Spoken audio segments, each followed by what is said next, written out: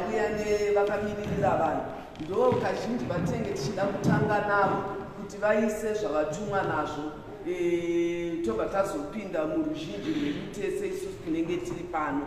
Nyaya iri panapa ndeyekuti tichange tiri kutaura zvinhu zvakanaka tikanyanyorerekera kune zviri mubhiru redu, tikarega kutaura toziva kuti tine zvakawanda, mapundo akawanda atinenge tiinawo, asi mamwe anogona kutodzimaidza chinangwa chauri kuda kunangisa, chauri kuda kuti chipinde mumutemo uri kuuya. Saka ngatinyanye kunangana nezvemutemo zvakanyanya watiri kuda kuti ubude zvemubhiru redu, zvatiri kusigira kana kupikisa kana kuwedzera, tonyanyotarisa izvozvo. Saka tichatanga naivo vauya vakamiririra vamwe maorganizations kana munhu atumwa akamiririra nzvimbo yabva. Saka tichatanga kuruboshwe tozoenda kurudyi. Saka tichasumudza maoko edu, hanzi kana tiri panapa tese tafanana. Daika kuri kumwe toti taita dhiroro taenzana, asi taenzana tichikwira nokuti tese taama MP. Saka taakuda kutanga session yedu yemuparliament. Session yemuparliament musanyanyoteedzera zvimwe zvamunoona paTV. Ino yatiri haisveredze munhu patinoti kuita bhuru. Munhu zvaanenge ataura, kana maona uri kuda kuzvinadzurutsa kana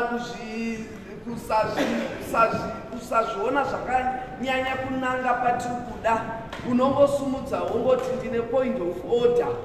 Tese tinomisa ari kutaura, tonzwa point of order yotaurwa, topfuurira mberi. Saka muno tese tichaadresana, hatidi kuti iwe imi honorable members, tese tima honorable members muno. Saka unosumuka kuti ndine honorable Nyampinga, ndoda kutaura chekuti monanga papoindi, tinange kupoindi kunyanya kuitira tipe mukana vanhu vese vari muno vagowana mukana wekusiyawo mashoko avo, nokuti time yedu munozviziva tiri kushanda netime yakanyorwa nokuti vamwe ndevekumabasa. Saka totanga nekuruboshwe kwedu, vari kuda kutaura ngavasumudze maoko. Thank you. Tine mitauro yedu yemuno muZimbabwe muno, hapana ari kumanikidzirwa kunzi taura nechirungu kana kutaura nechirungu. Uchataura nemutauro wako uri pamitauro 13, pamitauro 16 yemunyika ino yeZimbabwe. Tinokutenderwa kutaura nemutauro iwoyo. Wesign language futi munotaura nokuti tinayewo mazvikokota watafamba nayo kuparliament anogona mutauro iwoyo.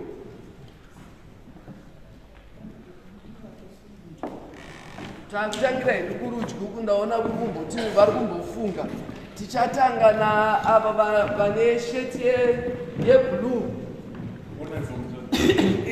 Mirai musati makutaura tobva tauya vachiteedzerwa nanchimbotarisa jenda, vachiteedzerwa neava varapa tisati akuvaziva.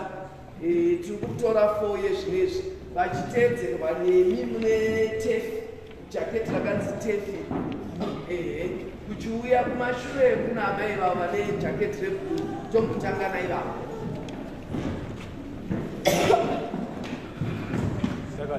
Vese usati watanga kutaura munomirira munhu wedu anokurekodhai kuti ange asvika. Aiwa asvika, sumukai. Okay. Tochitaura.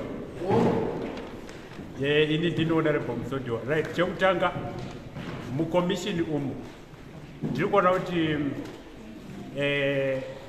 mune macivil servants. Tiri kuti hatidi macivil servants nekuti panozoita conflicts of interest, nekuti ivo ndo vanoimplementa mapolicies, saka havangagadzire futi mapolicies. Saka hatidi macivil servants.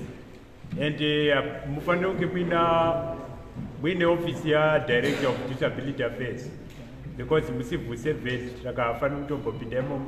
Plus anga ari chief executive officer National Disability Board radarika iri. Saka sezvo taakuda commission uye sezvo ina chief executive officer wayo uye asiri relevant, saka department iroro rese Department of Disability Affairs harichakwani, because toranga riri secretariat yeNational Disability Board. Taakuda commission itsva isingaresemble board. Then secondly, tiri kuda kuti commission for persons with disabilities ive independent commission yakangofanana na Zimbabwe Electoral Commission kana na Zimbabwe Human Rights Commission inofanira kuappointwa neparliamentary committee. Vanoda kuita macommissioners vanofanira kuti vatendawo mapublic interviews uye vanopinda mucommission havafaniri kunge vari vanhu vanongobva kuma-disabled people's organizations chete, chero ma-individuals asina ma-organizations vanofanira kubvumidzwawo kuaplya kuti vaite mamembers ecommission, vanokwanisa kungoitawo mamembers ecommission. Uye commission iyi haifaniri kungova advisory commission yaminister, aiwa inofanira kunge iri commission ine simba rekugadzira mapolicies ane chekuita nedisability, iri commission inoregister vanhu vane madisabilities uye iri commission inopa vanhu vane madisabilities madisability cards ekuti vaonekwe kunzi vane disability. Uye inofanira kunge iri commission inokwanisa kushanda nema-government agencies, departments, parastatals and subnational tiers. Haifanira kunge ingori commission iri kungoshanda neministry inenge ichiona nezvedisability chete. Inofanira kupiwa simba rekushanda nema-agencies akasiyana-siyana negovernment kupa kuti ibudirire pakupromota ma-disability rights. Then toda free education, zvakagara zvatonyorwa muconstitution kuti vanhu vane madisabilities vanofanira kupiwa state funded education, saka ngazvibude mubill. Toda free health care, toda free assistive devices vakaita sema-white cans nema-wheelchairs, zvese izvo toda free. And toda kutaura pamusoro pema-penalties anofanira kupuhwa vanhu vanenge vadiscriminate vanhu vane madisabilities, nekuti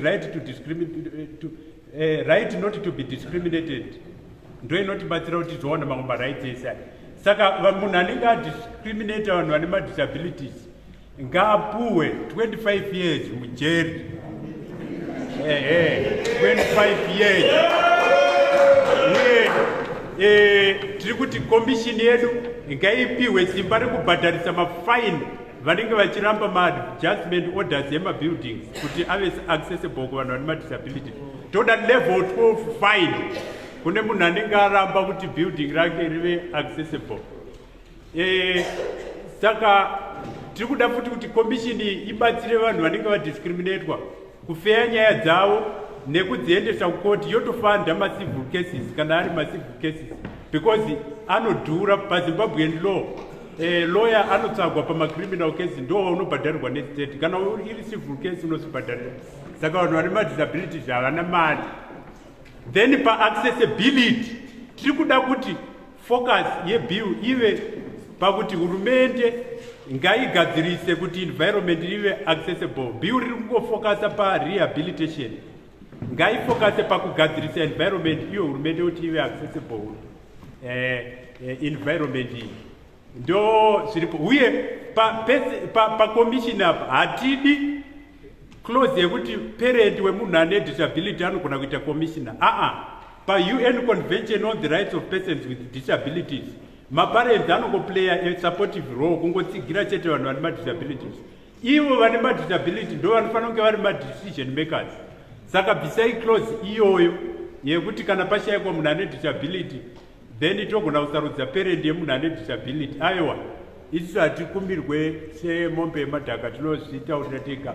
Vanhu vane madisabilities vakadzidza varipo vanowanikwa, hapashayikwa munhu anoita CEO wekomishini iyoyo, chief executive officer anowanikwa akafunda. Right, saka tiri kuda ma-disability desks muma-ministries e-government anomirira ma-disability rights, achipromota ma-disability rights. Disability should be a cross-cutting issue.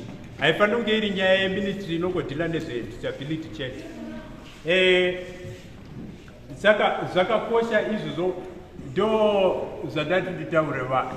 Ndisina kutaura kuti tisazoombera, munoma hatiomberi, nokuti mutsve dzinozomberera umwe torega kuombera umwe, saka hatiomberi munhu. munongozviziva kuti zvataurwa zvakanakisa zvakanyanya. Mazviita ini maona vataura handiti tesina takateerera. Pamwe zvana achida kutotaura zvinogona kunge zvataurwa. Tisazosumudzira ruoko kuti dzokororo ine simba.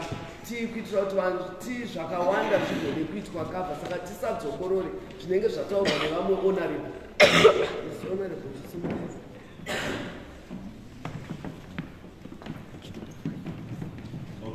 I'll try to use my voice. Higher value economic opportunities which aid in our autonomy to women with disabilities, to added legal protection on GBV with a special consideration for women and girls with disabilities, equal representation in the National Disability Commissioner, criminalization of discrimination against persons with disability to level 1 fine, access to sexual protection, health and rights services, gender-specific provision of political representation in all tiers of government, from the local to national level, parliamentary committee for persons with disabilities. The state obligation must be clearly stated in the bill. Measures can be legal, educational, administrative to achieve formal, substantive, and transformative equality for more disabilities. Provision of accessible, habitable, and social sector referring to different forms of disability. Remove braille translation, sign language key documents, removing Bluetooth assist devices. Bills must not uproot the issue of disability as an organized. The fund must manage independently. The bill must promote full access to buildings. The bill must prohibit the construction of disabled buildings.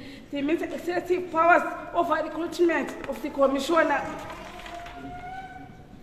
Combat registration process. The registration process into the register of organization of PWDs are very involved in informal organization will be not registered. In addition, organizations to be registered is private organizations before they are project registered. This can be a barrier for persons with disabilities. And clear appeal process. If the commissioner rejects an application assistance from the fund, the applicant will be entitled to appeal to the minister under clause 5.5 of the bill. However, the minister is a trust of the fund, making him an interested party.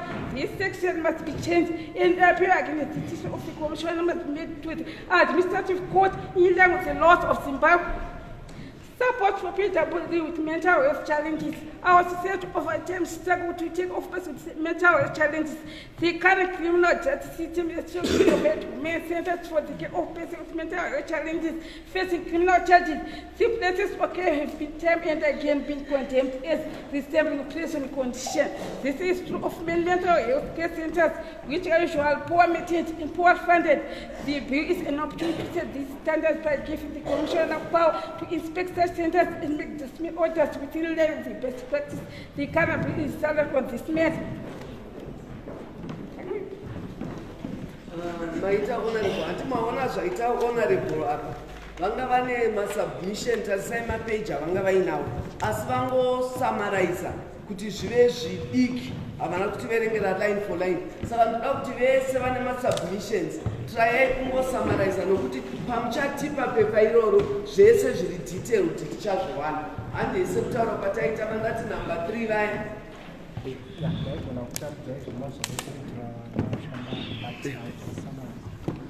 Okay, my name is Darlington Komazana. Honorable. Oh, okay. I've been granted the privilege to be an honorable today. Okay. The first point that I want to make is concerned with, we might call it the long title or the preamble to the bill. I think we need to rearrange. It starts by stating that the purpose of the bill is to establish the commission. We need to change that and state that and start by saying that the purpose of the bill is to protect the rights of persons with disabilities. Then we also go to the interpretation clause. It is our view that it is not necessary to define groups of persons, for instance, to say that... Point of order, Honorable. Sorry?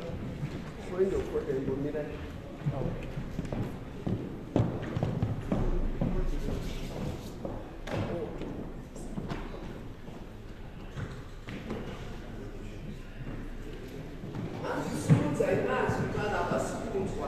It's okay. So, can I start or I can just continue? So my other issue was on the interpretation clause. So the interpretation clause goes on to define other communities, like for instance to say the deaf community. It is our belief that going around defining certain communities, we end up justifying the definition of other communities, for instance, like persons with the albinism. So we believe that the definition which is there is enough to cover all other disabilities. Then on the other issue, which is on the composition of the appointment of commissioners, I think most of the issues have been said, but the issue that we have is that there is no need for one to be associated with an organization to be able to nominate a commissioner, because that will violate the right of freedom of association as provided for in the Constitution. And then we also go to the issues to do with accessibility. The bill should make it clear that government institutions in their procurement systems and policies should ensure that they procure facilities, systems, and products that are accessible to persons with disabilities. This will ensure that even adjusting to accommodate persons with disabilities inside the government institutions will be an easy process. Then we also go to the other issue which is not mentioned, which is not, let me say, emphasized in the bill, the issue of natural resources. Persons with disabilities need to be included also in the issues to do with rights, with natural resources, including mining, so that they will be able to fend themselves. And this will also help to make sure that the burden on the government is reduced by making sure that it will only focus on those who are not able to join in other productive sectors. Then the other issue which is important, I think, is the issue to do with employment of persons with disabilities. We believe that the census which was done just recently, here's the results showing the number or the percentage of persons with disabilities that we have here in Zimbabwe. And I believe that that percentage is not just there for a decoration. It is there to help our country in its policies and in its systems. And we believe that the same should be used to determine the percentage of persons who should constitute the workforce in each and every sector of our government institutions. So, for instance, we wouldn't want, in fact, let me say specifically, we don't want the 2%. Instead, we want at least 10% of the workforce of the government across all sections to be constituted by persons with disability. Also on employment, there is another issue which has to do with the private sector. We know that we have put some limitations in terms of dealing with the private sector, but it is our belief that the $50 which is given there, we believe that it is not sufficient to incentivize the private sector to employ persons with disability. Therefore, we want that $50 to be supported by maybe another system which might ensure that persons with disability also find employment in the private sector. This will also entrench the rights of persons with disability to engage in the profession of their choice. And also the other issue which is important is concerned with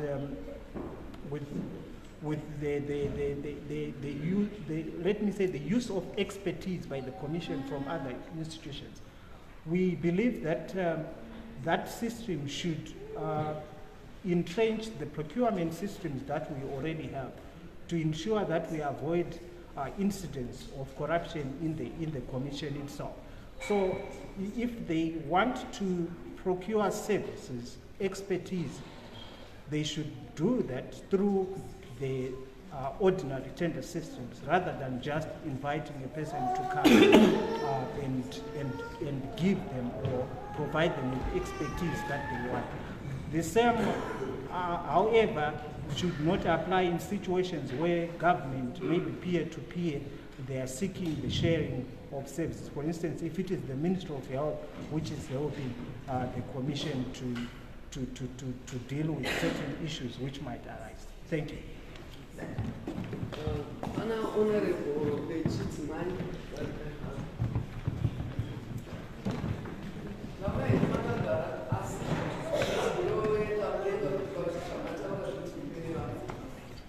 Thank you, Nature Honorable Manjova. Ndoda kutanga kutaura nenyaya ye-free education to people with disabilities. Yataurwa zvayo, but ndiri kuona pane pamwe pasirirwa.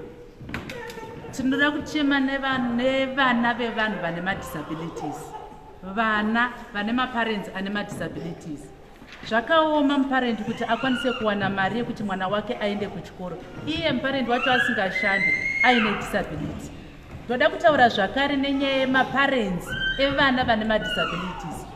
Ndiri kuona pane pasirirwa kumaparents evana vane madisabilities kuti vana mai vedu ndo vanotanga kusangana nediscrimination yakasimba, and most of the time vanotosvika pakusiwa nana baba because vazvara mwana akaremara. Saka tatikumbira hurumende ipe full support kunana mai vane vana vakaremara, zvichibatanidzira nevamwe vana vadiki kwavari kana kuti vakuru besides mwana ane disability chete, nekuti mai havari kufanira kuriritira vana vese, but nguva zhinji mai vanenge vaine mwana akaremara. Zvinosvika pakuti mai vari kusvika pakunopinda mastreets vachipema nemwana akaremara nekuti havana chekumupa chekudya, baba vanenge vasingasapoti. Saka ndachikumbira government ipe full support kune maparents ane vana vakaremara, zvichisanganisira nevamwe vana vacho vese. Tobva tapinda pasection yesports. Government yedu haisi kusapota zvakazara masports for persons with disabilities. Vangangosapote nemuromo, but hatina zvikwanisiro. Tinokumbira government itibatsire kutenga zvikwanisiro zvakafanana nemasporting chairs, kugadzirwa kwemagrounds anotambwa nemasports evanhu vakaremara. Magrounds edu are very expensive. Akasiyana neground rinokotambwa soccer, just not an ordinary soccer pitch. It's not just like an ordinary basketball court. Ine zvimwe zvakakosha zvirimo mairi. Saka tichikumbira government yedu itisapote zvakazara pakusapota masports for persons with disabilities. Ndapedza.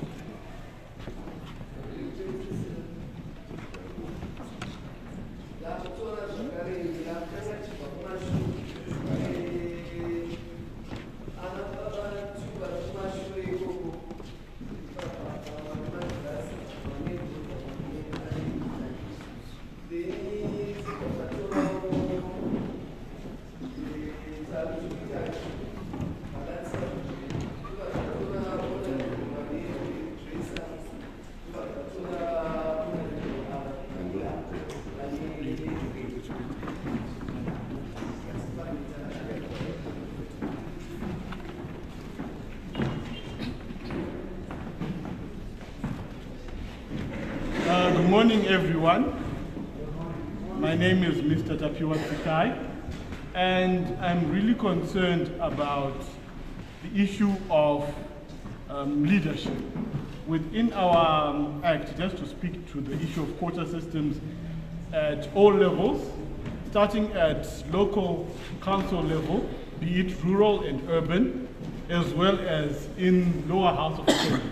Yes, I appreciate that we have two senators that are sitting in the Senate, one male and one female. I can see one madam, Anashiri, yes.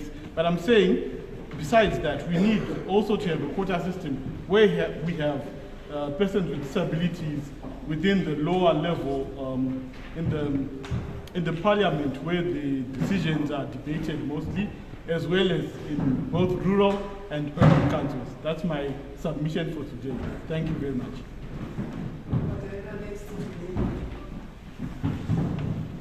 Mamkase, ini ndachikumbira kuti muparliament. Sorry. Okay, ndinetwawo Mr. Gore. Ndachikumbira kuti muparliament yeZimbabwe muine quota system ye youth with disabilities. Tikwano quota iyoyo.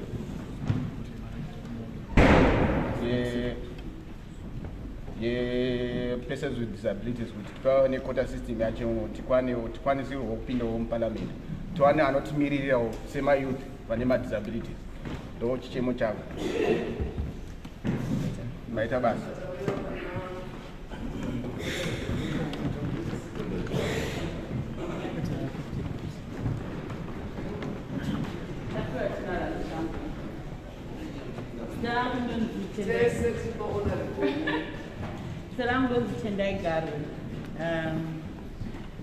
I think it is important to state things for professional people with disability. For example, the city of Harare, the whole CBD has got no specialized parking for disabled people. Banks do not have chairs or anybody to translate and sign. If you go to the bank or you go to the hospital or you go anywhere, there is no provision for anybody with disabilities. The buildings in Harare only have a courtesy ramp entrance into a building, but the building itself is not wide enough for anyone using a wheelchair, including whether it is broadcasting stations, if they want to get access to that particular place. Also, there is the issue of when we are accessing tax clearance for both when you are an employee or when you're importing vehicles or whatever it is that other people have in terms of access to tax exemption. I think it's also important for us to note that schools themselves are not built with anybody with disability in mind. Even if we don't have specialized schools, the normal schools that are there are not disability friendly in any way. My last contribution would be at political rallies or national events, there needs to be a segment that people with disability have, like a sitting segment. I can't attend any, I use crutches, I can't attend any rally because it's open ground, there's no way to sit, we can't stand or sit, some of our conditions can't make us sit on the ground or whatever. There's no sign language either while you're also at any of the political rallies, which means the quota that Tapio was talking about, or the youth quota, can't just start in parliament, it has to start with the political parties. They should have quotas for disability. Thank you.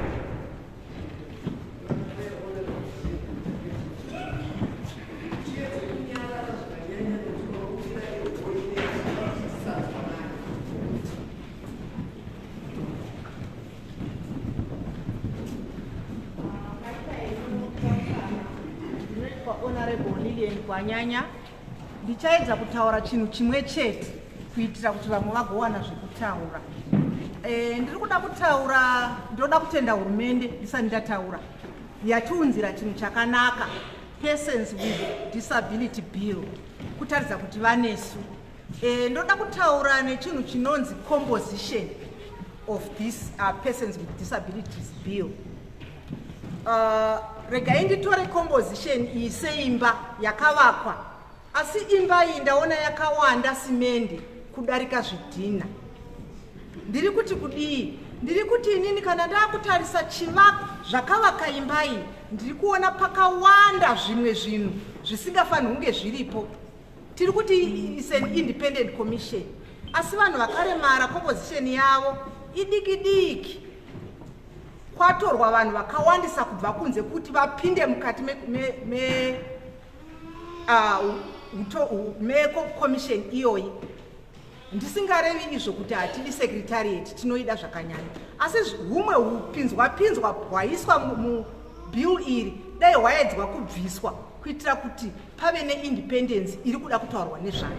Ini ndiri munhukadzi akaremara, ndinoziva kuti nyika ino ine vakadzi vakawanda kudarika varume. Ndakuenda kuutungamiriri hwekomisheni, composition yandiri kutaura nezvayo inofanira kunge ine odd number. Asi paodd number iyoyo ngatinzwisisei kana takugadzirisa zvinhu kuti utungamiriri hwacho hwomunhu ari pamusoro sacheya navice ngahwe hunondoenzaniswa. Hatidi kuona cheya murume vice murume. 1 2 tinoda kuona kana taita odd number yemacommissioners, number hombe ine vakadzi totisu pamwe i7, 4 women 3 men. Why? Matambudziko evakadzi akawanda. Vakadzi ndo vanonyanya kuremerwa nedisability muzvizhinji.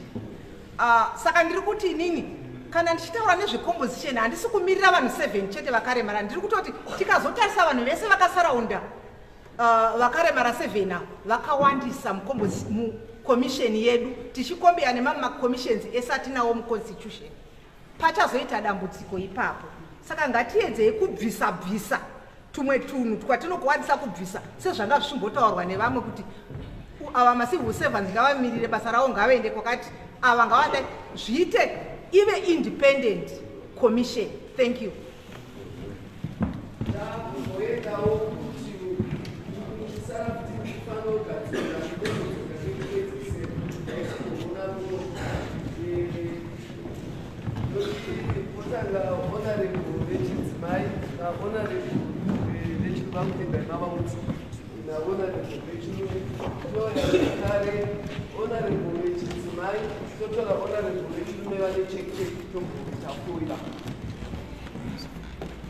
Ndinoitwa Honorable Irene Stone. Ndichitaura panyaya yekomisheni, ndachida kutaura nyaya yeterm of office yandaona kunge isati yataurwa. Komisheni inoita strategic plan inenge ine 5 years, asi iyoyo zonzi materm of office acho i4 years, saka hazvisi kupindirana. Saka dai zvabatana kuti komisheni ipedzise strategic plan yayo ingoita 5-year term. And then komisheni yacho yashuwa ngaipuwo mapowers ekuassessa madisabilities, kuti vanhu vane madisability ndevapi, nokuva issuwa ma-ID cards, so that is clear to everyone kuti mamwe madisability haonekwi, but kana munhu aassesswa zvinobva zvaonekwa kuti uyu ane disability here kana kuti haana. Saka ndachida futi kutaura kuti pane nyaya yekuti tikaenda kunational disability policy kunotaura nyaya yekuti kunoitwa levy inozoshandiswa kuvanhu vane madisabilities. Saka mubill medu mukaita disability grant inenge iri social protection for the vulnerable among the persons with disabilities, inenge iri meaningful kuti vanenge vachionawo mari every month inovabatsira pakurarama. And then also kuti izvo pama-offenses, pane ma-offenses akawanda ari munational disability policy, but as we all know policy legally provide for ma-offenses because enforceke kana ari mupolisi. Ma-offenses anoenforceka kana ari mulaw. Saka taikumbira kuti ma-offenses ese ari munational disability policy anosanganisira kuti kana ukadhinaya employment kumunhu ane disability nokuti ane disability, ukamurambidza pekugara achida kuita tenant pamba pako, kuvashora nekuvatuka, akati one day arimo mupolisi wayo akaimportwa ese iwayayo apinde maanofanirwa kuva mubill imomo because ndo rightful place yawo. And then also tiri panyaya yedisability, kakuve nedisability assistance fund yakanyorwa umu, tachifunga kuti ikachinjwa zita izi disability sustainable fund, assistance inotidzorera kufungwa dzecharity model yekuti tangova vanhu vanoda kuchengetwa vanoda kubatsirwa, but fund iyoyo inofanirwa kunge ichitobudisa maproject for us malivelihood ichiona kuti inobatsira sei. Saka even pamari dzemafund iyoyo vanhu vaya vanenge vapainiwa adjustment orders vakakwanisirwa kuti vadi mari yacho iende kufund iyoyo iyi, ndofunga ndo zvinoitwa kuema environment management agency. Inenge ichiti mari yanenge yatora vanhu vanenge vapoluta yoenda kuma-issues ane chekuita ne-environment. Saka zvikadaro kuti vanhu vanenge vapainiwa vaya mari yacho yoenda kudisability fund kuitira kuti izoita advance maprograms evanhu vane madisabilities. Okay, chopedzisira panyaya yemapenalties yandataura maoffenses anenge ane mapenalties awo, tarisawo zvakare kuti pave ne-civil compensation kuti kana kuri kuti munhu akomita offense akange atongwa akangoenda kujere, kune munhu ane disability zvinogona kusabatsira toti munhu avhayoletwa kuda papublic transport anga achishandisa wheelchair onhingirira opwanyirwa wheelchair yake yodhemejiwa, munhu uye anosungwa oenda kukoti kuda kuzoenda kujere kana kuti kudii, iye wheelchair haasisina. Saka tachikumbira provision yecivil compensation yekuti munhu uya anokwaniswa kuzokompensetwawo kuti akwanise kuwana property yake yadhemejiwa. Nangopa zvangu wheelchair seexample, but property dzakawanda kana zvinhu zvakawanda zvinenge ma-injuries anenge aitika kumunhu ane disability ngaakwanise kuwanikwa compensation inoenda kwaari individually yaanobenefita. Thank you.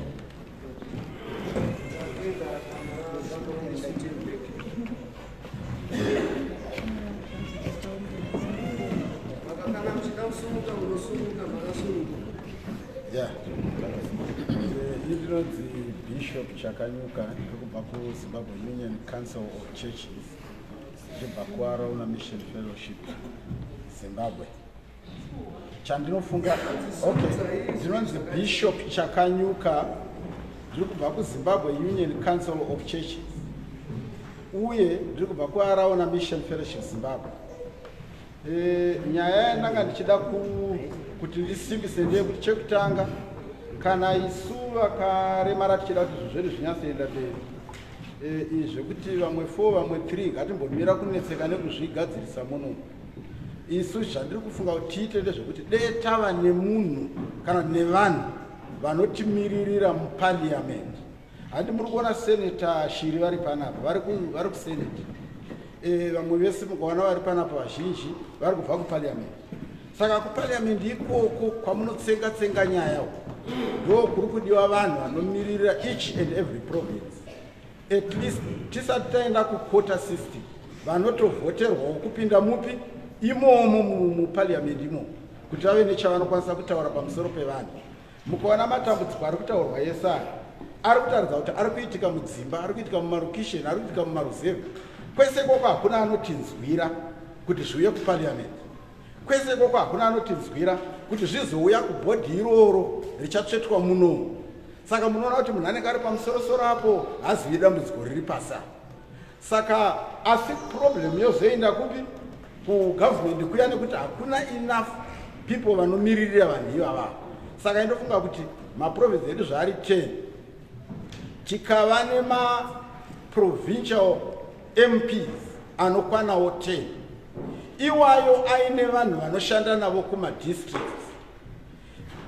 Ivavo zvese ngazvive in blueprint zvionekwe kuti zviri kufamba zvakadai. Tinotenda zvikuru asi changa chinyanya kusimbisa kuramba ndekuti aiwa isusu pachedu ngatimbomira kuti iwe apa ngapembili wakadai ngatimborwa kuti bhiru iro riri pasi. Ma-MB ari kunotireverera leta tizorina mwari blind kana disabled taida tikanorevererwa tikaita sei tikatobudirira nekuti tinenge tichirizena imomo mamune muchidhipenda muparliament. Tinotenda zvikuru.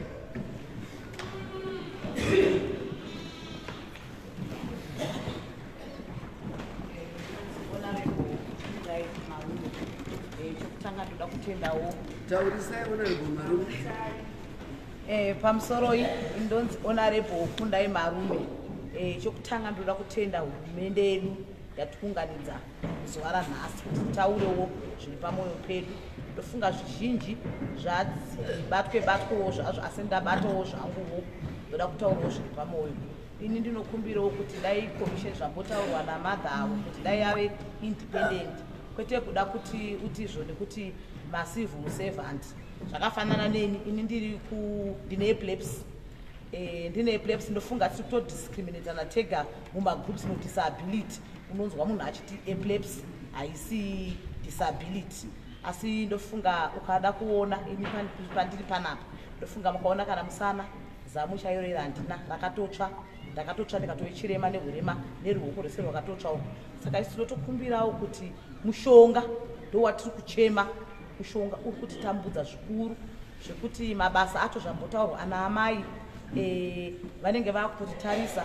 Ndofunga mushonga tikawanawo futi education. Unoona kuchikoro vana vedu vakaenda, unoona mwana akadonha, unoona anombonzi chimbonogara kumba, indaitombodzidza kuboarding kurejina munda, asi ndaitonzi imbonogara kumba, imbonogara kumadhomu, tichitarisirwawo pasi.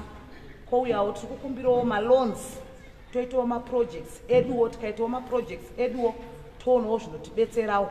Pekugara chaipo izvozvi ukangodonha vanhu vese vanobva vauya kutotanga kutoungana, vakutanga kutokuopoza. Saka tinokumbirawo ipapo dai tabetserwawo nehurumende yedu, chikoro, mushonga nepekugara nemaloans. Aiwa, ndinotenda zvangu. Nakwenda pana honorable vane shete check.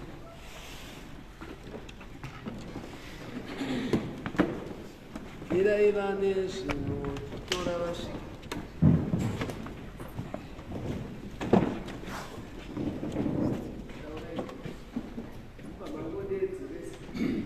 Mangwanani indoitwa honorable Kadziti. Maita enyu ndipo mukana tichienda neopportunity kuti ticontributewo pane mabhill ari kuintroducwa, mamwe ari existing already. Chandasimukira vamwe vanogona kuti zvakangokwanira ndira kutaurira.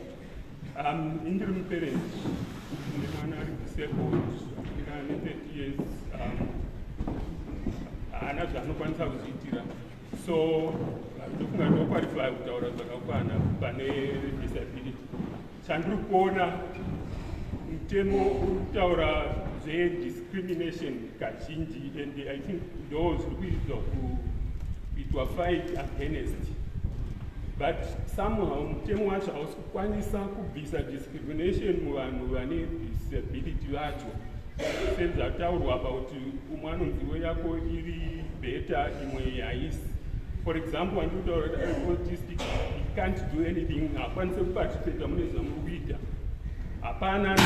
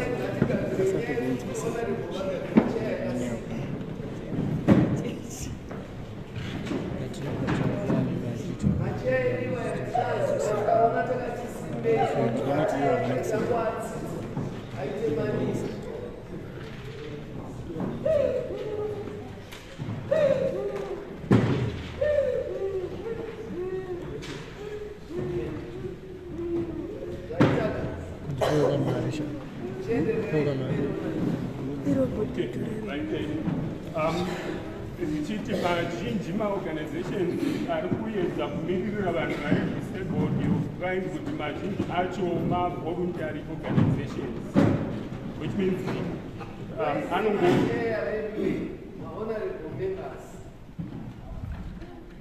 ma-organizations anenge akafomwa nema-individuals vari concerned, but ma-organizations iwayo still akwanise kuprovide yatinoti inclusivity kuvanhu vari disabled.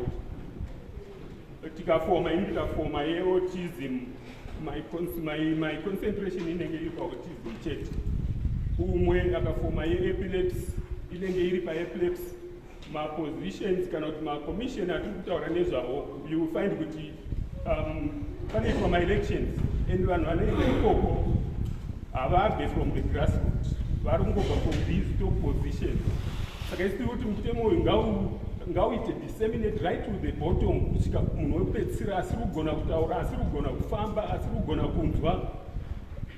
Ngaona mabvisa the parent kazhinji kana kuti sibling, but those people are suffering to suffer. I mean, une uchitekedza madhaipa, une uchidii all the time, mutemo hautauri nezvaizvozvo. Kana kutenga toti mota, unonza driver's license, but this person hapana kana kusumuka. Parent or relative, chaaningirike onzi no you are qualified. So if I find mutemo ngaudzike down to the bottom, kind of to the lowest of lowest disability, even inclusive.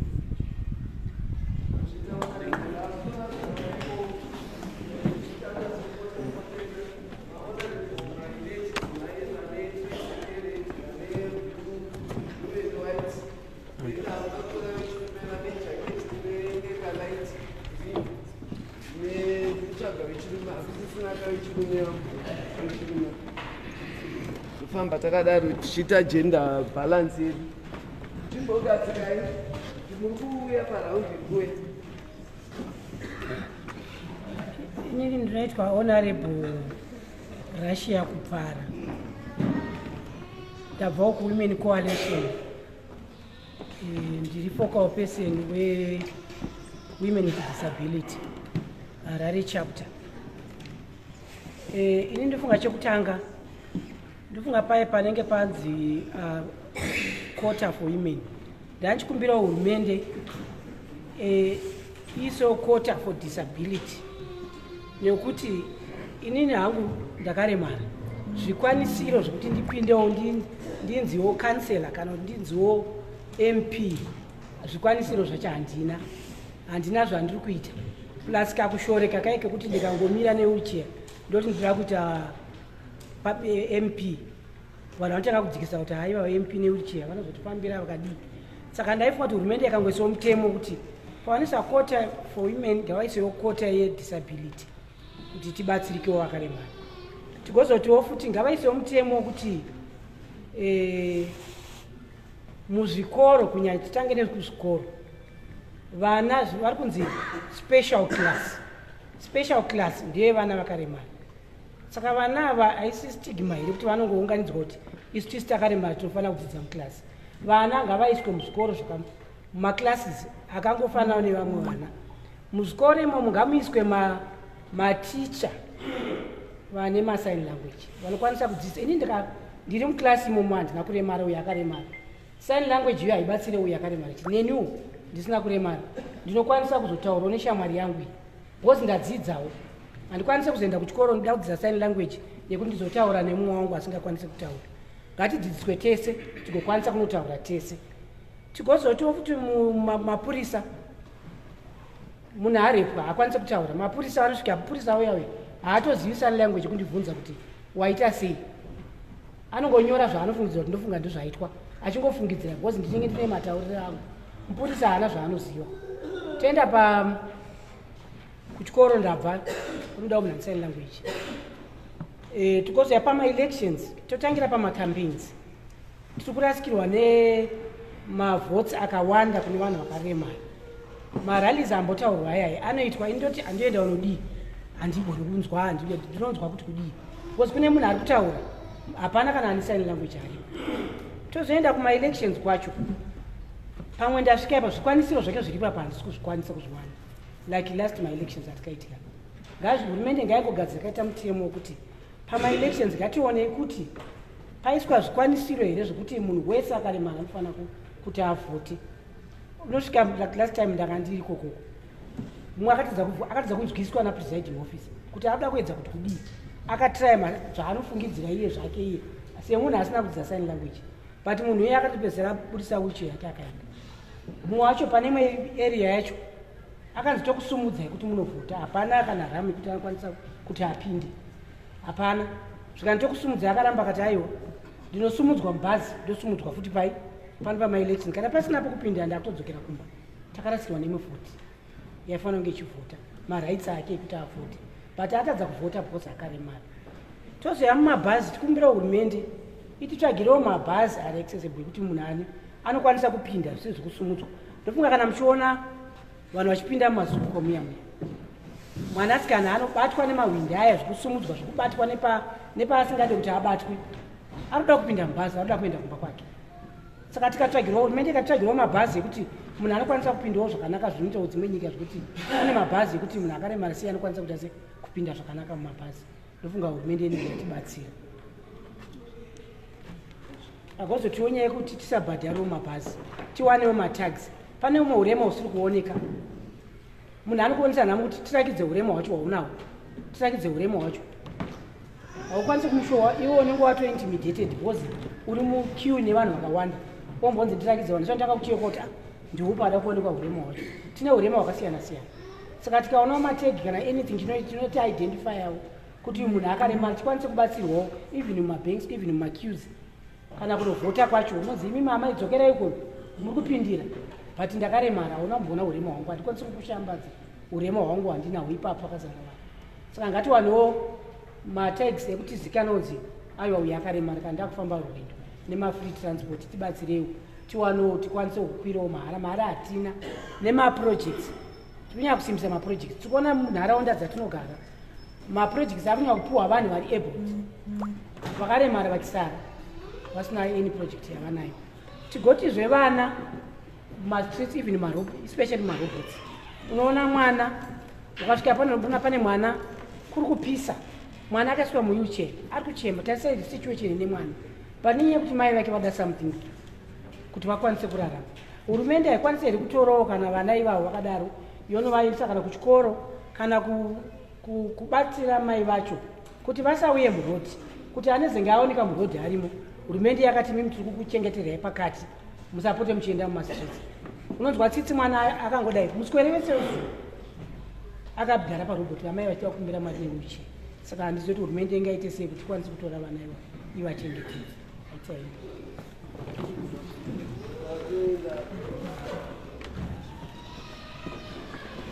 Tinyanyoedza kuti zvataurwa tirege kuzvitsokorodza, kuti tikabve zvakawanda. Toziva kuti dzokororo ine simba, asi tikaramba takapinda mudzokoro tichatadza kuti ane zvinyowani ataure nguva yatitisa. Honorable, vakasununguka kusununguka kana kugara chero zvamunoda. Maita basa ini ndinoitwa Honorable Edith Masango. Ndiri kuda kuti ndititsinhidzei panyaya yekomisheni yedu. Ndanga ndichifunga kuti komisheni yedu ikava nemacommissioners anobva from each and every region yedu yemunyika muno, zvinotibatsira kuti macommissioners aya anozenge achishanda kumaregions kwavo kutibatsiridza kuti tive ne-clear database revanhu vane madisabilities, and also kubatsira kuti disability bill iri rizova rinoimplementa kumaregions kwedu kwakasiyana siyana, and also kuti vese vane madisabilities vari kumaregions kwedu ikoko kwakasiyana siyana vange vachiziva nezvedisability bill iri ende kuti rinei mukati, nekuti haasi munhu wese ane disability aona mukana wokuya panapa kana ane mukana wokuzonzwisisa the disability bill. So ndiri kufunga kuti macommissioners edu akabva from each and every region vachazobatsira kuti avo vange vachizivawo about the disability bill. Then ndoda kuenda zvakare ku the issue ye-inclusive education. Ndiri kufunga kuti the bill rikava clear kuti tive each and every government school yatinayo muno munyika inge ichikwanisa kuaccommodata mwana ane disability. Zvichireva kuti kunyange kumaruwa munhu achafanire kutravel from Murewa to Masvingo kuti aende kukapota, akufanira kungodzidza ari kuchikoro chiri padhuze naye, but as long as chiri a-government school chinofanira kuva chichikwanisa kuaccommodata mwana ane disability. Then the final submission yandinayo ndanga ndichifunga kuti the bill redu rikava clear as well on kuti government inoassista sei vanhu vane madisabilities pakuwana dzimba, minda, mamines nezvimwe zvakadaro zvinoita kuti tisimudzirike mukurarama kwedu. So ndiri kuti the disability bill should be clear on how people with disabilities vanoassistwa sei mukuwana dzimba, minda nemamines. Thank you. Tichiri kurutivi kwekupembomira takuda honorable uchirumira avo pane jaketi rinenge light greenish.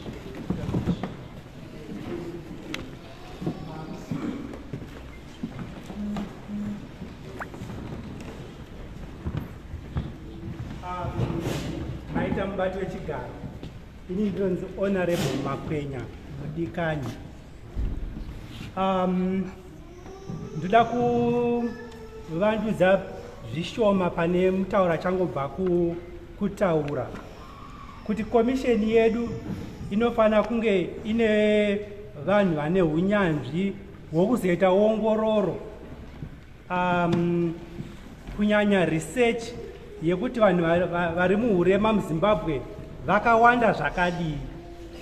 Kana paitika ongororo iyi mubati wechigaro, kufunga kwangu kwokuti zvichabetseredza commission nekubetseredza zvakare dare redu reparamende takatarisana even neminister of finance painozonge yakuita mabudgets. Vari kubhajeta, vari kuziva kuti vanhu vane hurema vane uwandu hwakadii. Kana izvi zvaitikika mubati wechigaro, kana bill ranyasa kunanganura nekunanganidza nyaya iyi, zvichazove nyore panga pachitaurwa paya pekuti magrants kana kuti maloni ari kuuya ane kunzwisa kwakazara kuti varida kubetserwa. Takatarisa kumaprovinsi kwedu nekumamana maduku kuti kwakawandwa zvakadii. So nyaya yebudgeting inozove nyore kuti izofamba zvakanaka. Submission yangu yechipiri mubati wechigaro ndeyekuti mutauro uri kushandiswa nebill ratakananga riri patafura mubati wechigaro ndiri kuona sekunge usiri kunyasa kunongedzera semenzaniso nyaya dzekupiwa funding zvinenge zvine kakutaura kekuti kana maresources aripo ndiwo panokwanisa kungoitikika chete.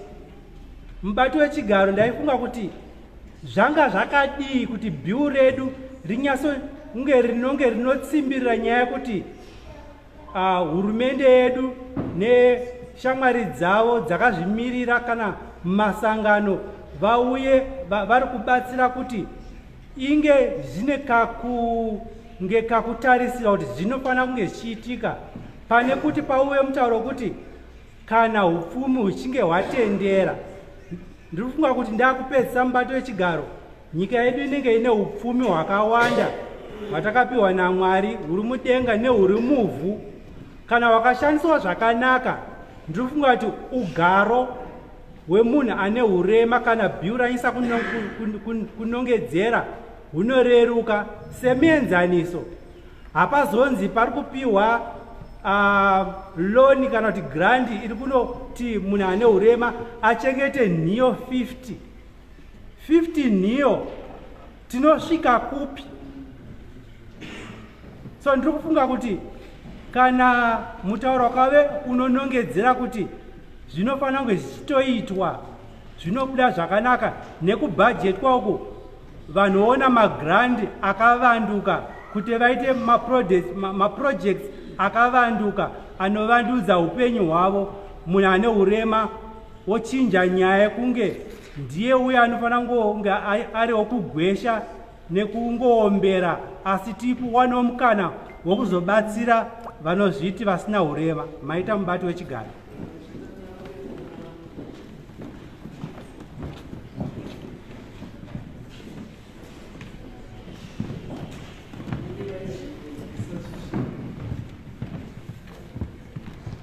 My name is Godwin Mariza, Honorable Godwin Mariza from NASCO, and my submission goes as follows. Would the non-commuter language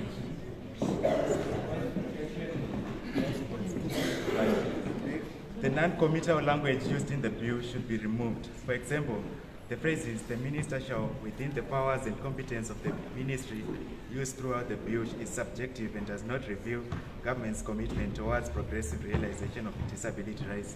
Thank you.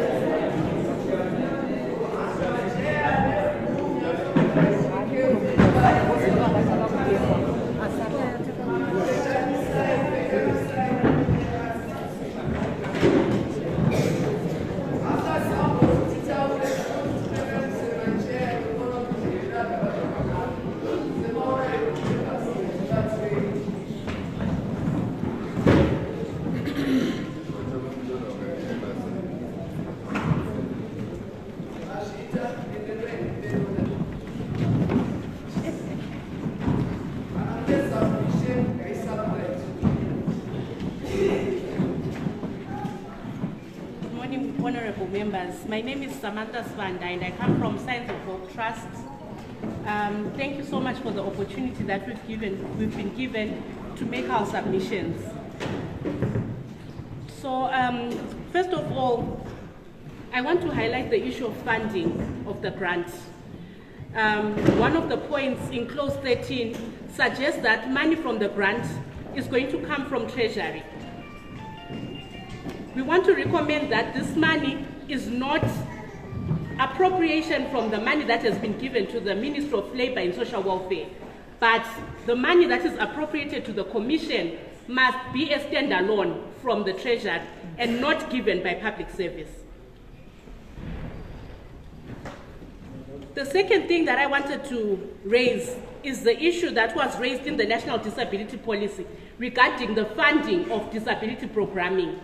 And the National Disability Policy suggests that there's going to be a 2% tax that comes from the sale of fuel. We want that to be operationalized so that the funding of disability programming can go ahead. The other thing that I want to raise regards that in 2019 as a country, we ratified what we call the Marrakesh Treaty that facilitates the access of public works for persons who are blind, visually impaired, and otherwise print disabled. But we do not see anything that is, ratifying this. So we want to recommend that the government takes into consideration that we have ratified the Marrakesh Treaty, and we incorporate it in the bill in clauses 31, 34, and 18 regarding the right to freedom of expression, the right to access to information, and the right to education and accessibility. This will warrant inclusion in terms of print blind definitions. So we would want those also to be incorporated. So we have seen that in the bill we're saying that discrimination also is not being able to provide reasonable accommodations. So if we do put this in there, it means that we are also meeting a need for those who are blind and print disabled. The last thing that I also wanted to suggest was that there is something that is called the assistance fund That is in clause 45. If we're calling it the assistance fund, we do feel that it's still, going towards charity model. If we're saying assistance, when we're talking about disability rights. So we propose that this name should be changed and maybe call it the Disability Empowerment Fund. That would speak to the empowerment issues and the upholding of disability rights that we want to talk about in the bill. I thank you.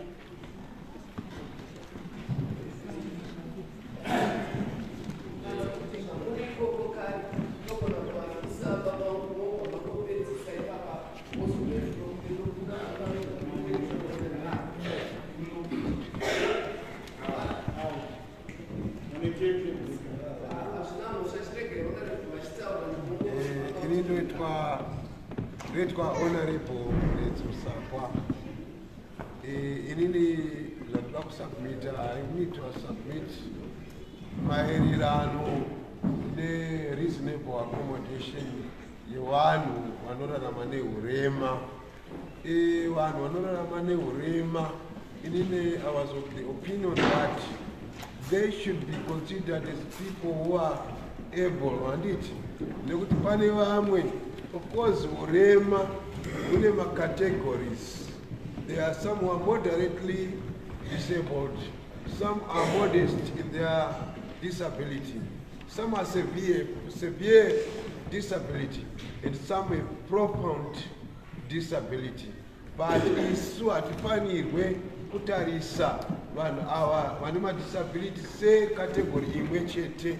Pane vamwe vanokwanisa kuitawo mabasa, asi kana paita mabasa havawani mabasa iwayo nechikonzero chekuti ivo vari disabled, asi qualifications, educational qualifications, that person has all the educational qualifications yekuti awane basa iroro, asi munhu iyeye haasi kuwana basa iroro nekuda kwei, nekuti vari kuti he is she or he is disabled.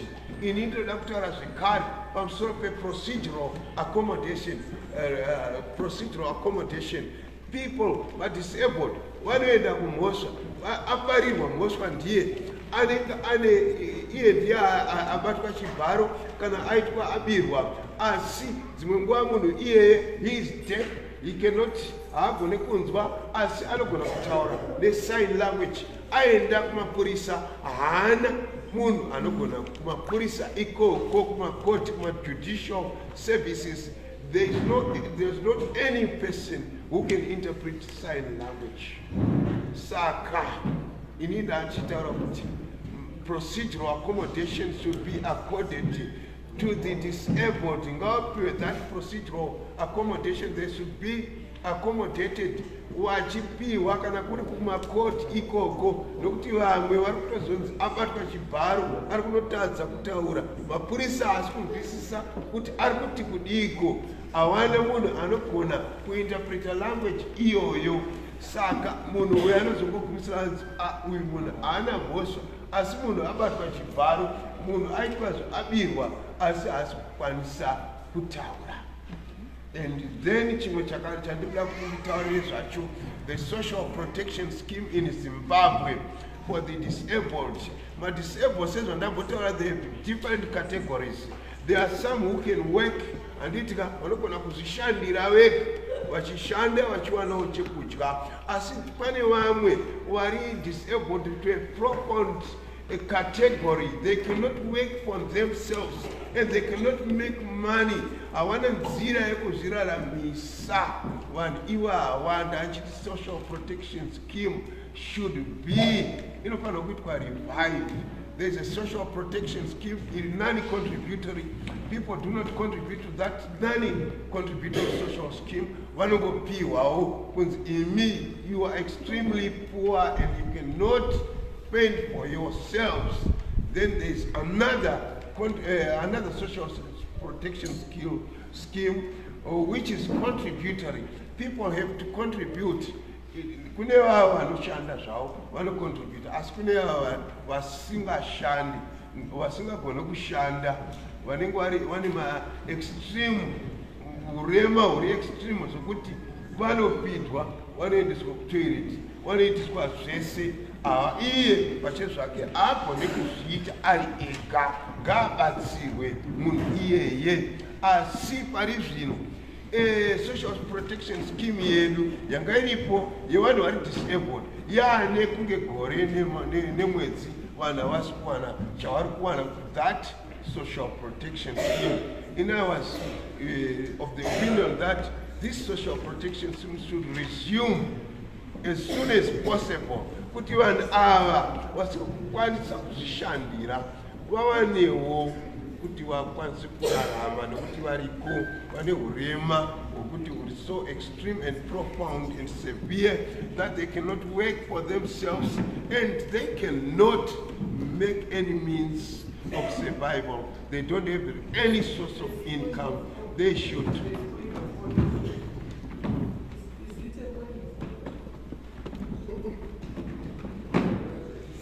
Yeah, point of order. Okay. Point of order. Yeah, I feel that. Yeah, I feel that the contribution is too long. It's okay. Thank you very much. Thank you.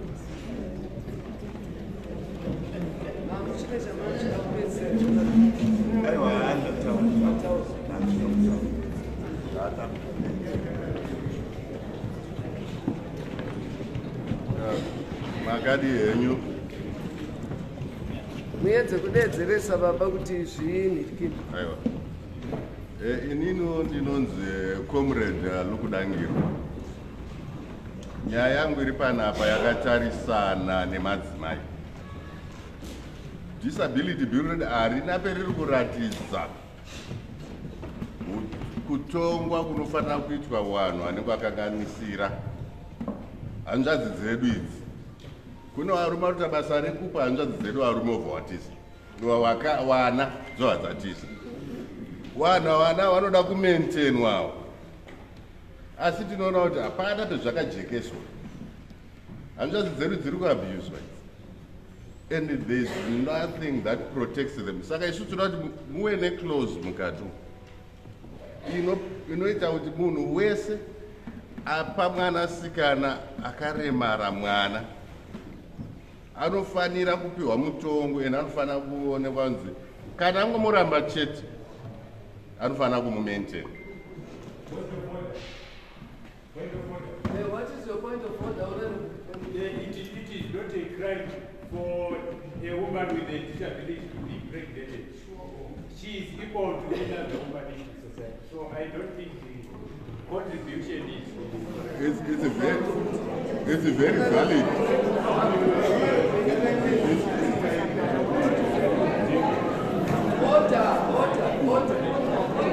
Honorable members. Honorable has to be in silence, please. Vanhu vengatinzwisisane. Handina kuti mwanasikana akaremara haarorwi. Ini ndiri kutaura kuti wana vari kupiwa vanasikana wedu nevarume vari kubva vawatisa, varume ivavo vanofanira kubatwa make sure kuti vamaintaina. Inofanira kuitwa criminal offense the moment yaanototiza kana kuramba mwana iye. Handiti havafaniri kuramba uchisiyiwa vakadaro nokuti nyaya dziri kuwandisa tiri kusangana nadzo mene tichifamba mutauro. Thank you.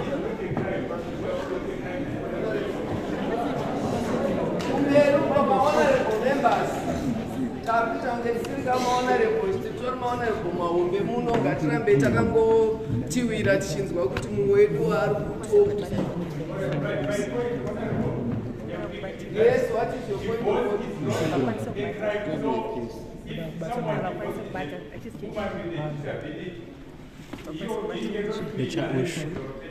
So I think that contribution cannot be taken down.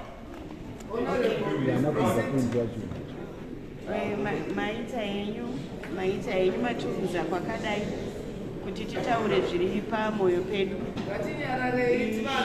Honorable mbuya Juliet Gorejena, ndakuda kutodzokera kunyaya yevanhu yandichida kutoitaurawo. Iripo nyaya yokuti vanhu kune primary disability then secondary disability. Primary disability mwana unobarwa akadaro nezvimwe zvese zvamunoziva. Secondary disability munhu unogona kuita accident, unogona kudii kusangana nedzimwe tsaona watopinda mudisability. Iwe wanga uine mhuri yako, wanga uine zvese. Saka zvataurwa izvi zviviri izvi, iwe wababa wanga uine imba yako waita disabled, mudzimai wakutiza aenda kuBritain, wonzwa imba yatengeswa urimo. Ndo zvinoda kuprotector, to protect the disabled. Kana vasangana nedambudziko iroro toti wakuwara uri mumba une zvinhu zvako, uwana imba yatengeswa because you are disabled. It can happen kuno mukadzi, it can happen kuno murume. Saka there should be a clause protect the disabled kana vamumba.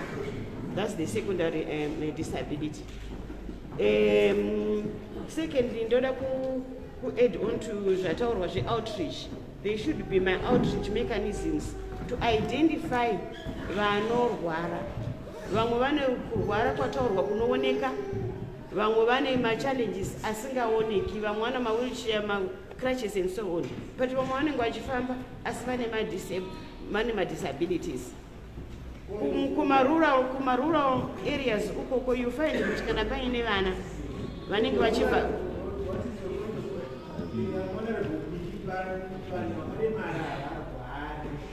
also thank you point taken.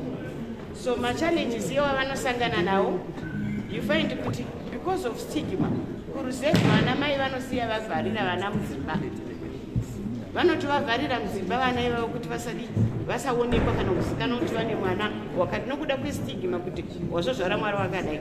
Saka ngakuve nemechanism yokuti vana vakwaniswe kuidentifyiwa vari mudzimba, either through the clinic vanotoonekwa vaenda kunorapwa, kana kuti through the school, but kuchikoro vanogona kusaendeswa futi because of that stigma. Saka there should be a mechanism of identify vana ivava vari mudzimba. Kumusha isusu tiri pano tiri muHarare, vari kumusha uko havatozivi kuti zvii zviri kuitika. Vana vari mudzimba, and I have seen vana vatokura kudai kana kuchikoro kana kudii vachigwesha, endai kukiriniki kure, endai kwakati kure handikwanisi handina mari. Saka there should be a mechanism of identifying vana ivava. And chimwe chandanga ndichida kutaura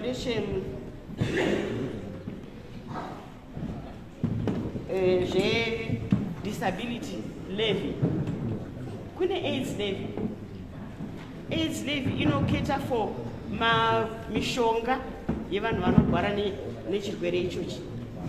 Havashaiwi mishonga yavo inototsvagwa kusvika yawanikwa yemishonga, asi other things zvokuti vanorarama sei nechi izvi hazvipo, asi mishonga yavo inowanikwa.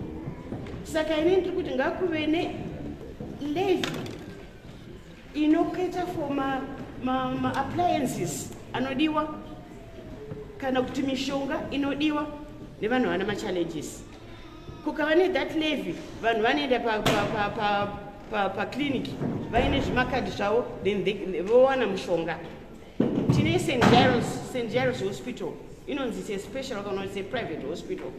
Inini ndakambopashanda, munhu anouya akakuwara asingagoni kufamba kana kudii, asi unozobva achavapo wheelchair achikwanisa kuzviitira zvinhu zvake, but kunoda mari.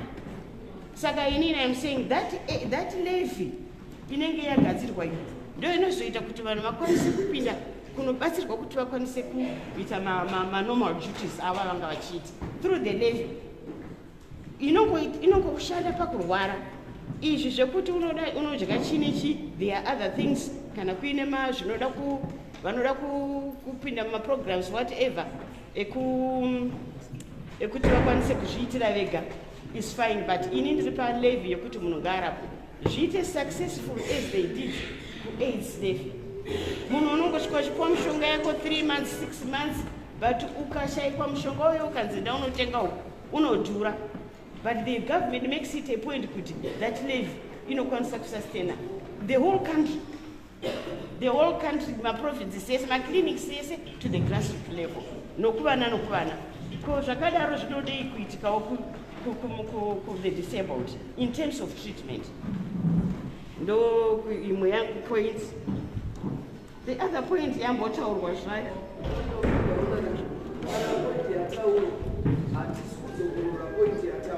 Okay, all right. Pama pensioners, all right. Pama pensioners, you find which pama pensioners, and CV. Ma pensioners kana kupuwa pension yao. Vamwe vachona vanototexwa instead of kuti varege kuteswa.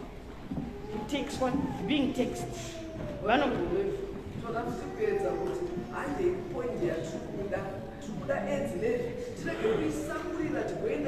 All right, it's okay. Pama taxi, thank you, point taken. Pa taxi, tachiti ma taxis, kana vakubvisa ma taxis kune vanhu vanenge vari disabled. Ngavapewo ka degree kokuziva kuti munhu anoda chi haangaenzani nomunhu ari able. Saka ma taxis should be lowered for vanhu vanenge vari chi vari disabled.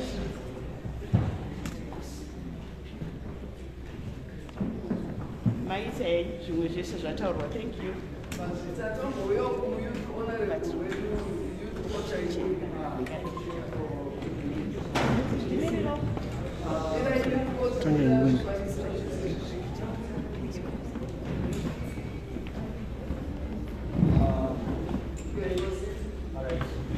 Thank you for giving me this opportunity. Right, and Snakubata Mono, Staram don't Tapiana and Sikira. Right, and Snakubata Vano, Panis Ataru father, I am not official. I'm a qualified physiotherapist, and also last year I opened a gym for persons with a disability. Right now, Ndogubata, my community, Budiriro, Dine one and no it is Angani Down syndrome, ID. That one for the past 3 weeks, I got sugar. I got to the hospital. So, Drakuya doctor, even when I have disabilities, Panturwara. Number 2, Pamakatra this bill.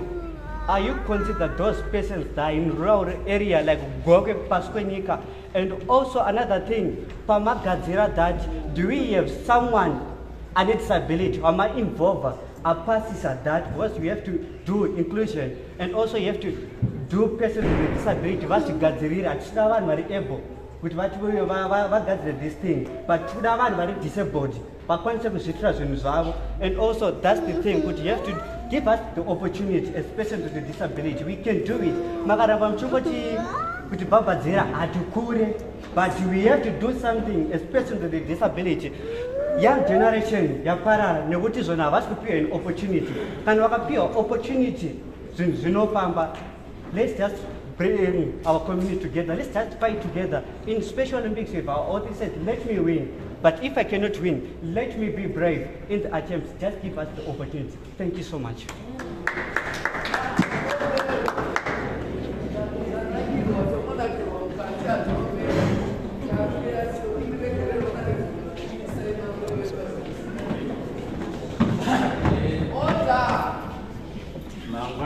Dado wa maskati indino inyama yavo mashavakure tine zviviri zvitatu ndoda kutaura pamusoro pebhiri zvimwe zvacho ndazvinyora ndazvisa kuna vamwe vari kumberi kweduku zvavazviona. Number 1 papreliminary apo pane panozoti to repeal the Disabled Persons Act chapter 1701 indofunga kuti immediately before that toda kuti pange pane provision yokuti paitwe disability mainstreaming muhurumende yose nekumwe kwose kusiri kuhurumende. Iyo zvoreva kuti toda ningirikiri disability focal desk in every government department nekuma institution, kumaporisa, kumahospital, nokuti vanhu vanoenda ikoko vanotadza kubetserwa nokuti pashaipa munhu une sign language chakuti vamwe vacho vakangokuona wasvika papolice station vanofunga kuti kuda wauya kokumbira mari. Vamwe ukaenda mahospital chaimo vanzi hatokubetserai nei, hauzivuti unokwanisa kungogwarawo zvinoita vamwe. Saka panoda disability desk kuzvinhu zvakaita saizvozvo. Ndinde pa clause 4.1 clause 41 ndo composition yenhingirikiri yekomishini yedu. Chondishamisa pacomposition ndechokuti CEO yekomishini haamo asi muna director of disability affairs chiichocho funga zvoda kugadziswa izvozvo. Director of disability affairs ndiye ex officio wekomishini but CEO wekomishini haatombomenshini zvachose mu 41 nhingirikiri 41 chakuti inotaura nezvecomposition yenhingirikiri yekomishini. Toenda panhamba pane zvokuita neadministration panotsvakwa CEO kwai vabereki nevana vavanhu vakaremara iyozvo ndopokana nazve nokuti mutemo uyu ndio uri pamusoro pevanhu vakaremara kwete pamusoro pavabereki vavo kana kuti vana vavo. Kana vana vavo vari maexperts edisability vakaenda kuchikoro kana maparents acho akaenda kuchikoro vakadzidzirawo izvozvo havangangopinda. Hazvongoikwa nokuti mubereki kana nokuti mwana womunhu wakaremara iyozvo havatombofanira kutombomenshinawo zvachose chero muact iyoyi mubhill iroriro. Tozoona kumwe mberi kwachoku kunana ndonga kumaclose 20 or something koko 1920 handichazivi papapo kodonzi koda kuitwa support yokutraina maparents nokuvacapacitata.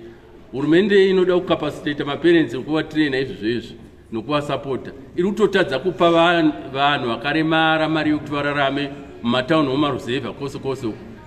Vamwe vadova nemwedzi yakawanda vasina chavanopiwa asi tinoda kurota pamusoro pokuzokapacitata maparents. Ndofunga kuti clause iyo inofanira kubvisiwa haina basa. Toenda panamba 11 clause 11 inotaura pamusoro pemaorganization anoregistiwa. Ini kwandindofunga kuti iyo zvazvina nebasa rose nokuti anenge aregistiwa kudhara nePVO board.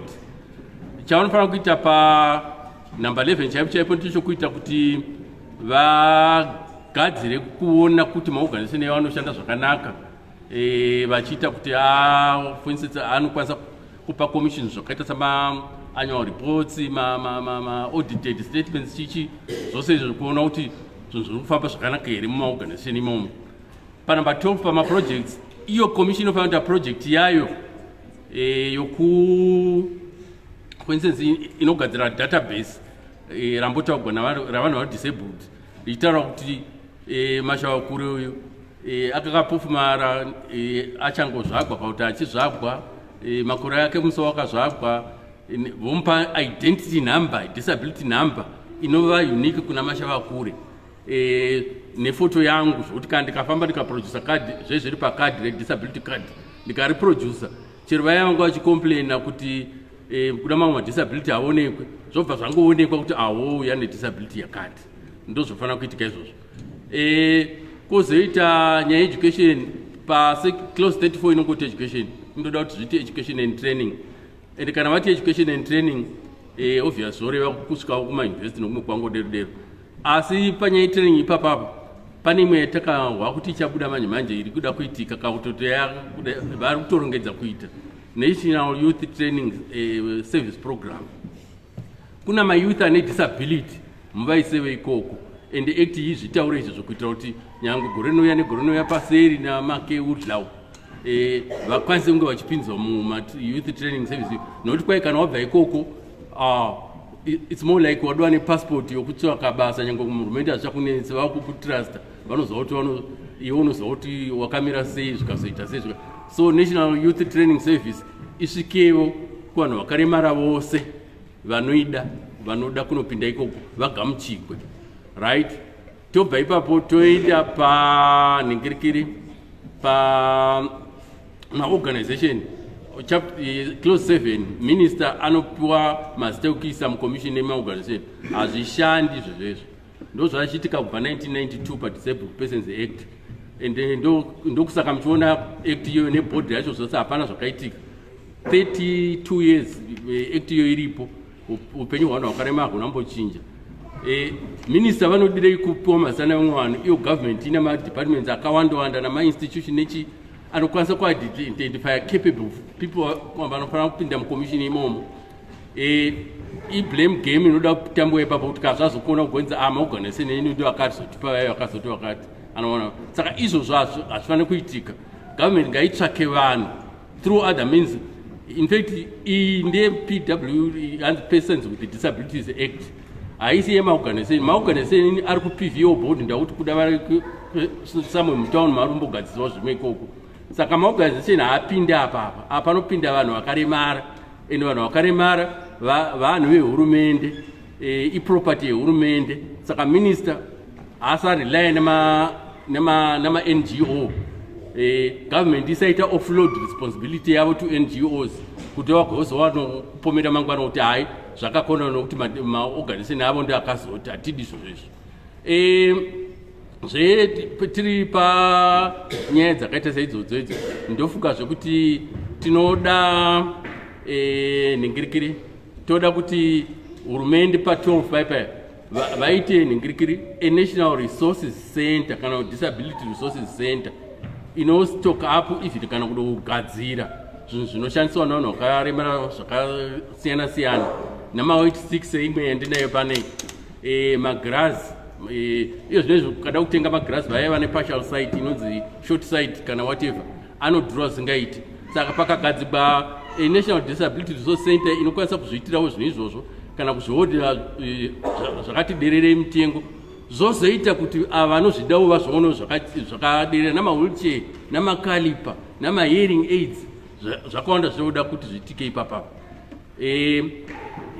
Ndonga kuti ndambozama kumirabira, asi imwe point yandisina kunyora pabepa randaisa uko ndeyekuti ndonga kuti nyaya yeratification yaitagwa nevamwe muno tine sitya yekuti ratification 2013 UNCRPD 2017 or 2017 I think munana February Marrakesh Treaty manje kuda kuna African Charter on Disability what ratification todawo domestication yacho imboita kuti paitewo domestication nokuti muno muZimbabwe kana mango ratify cheche musina domestication it means kuti haishandisiki mitemo iyoyo haina basa.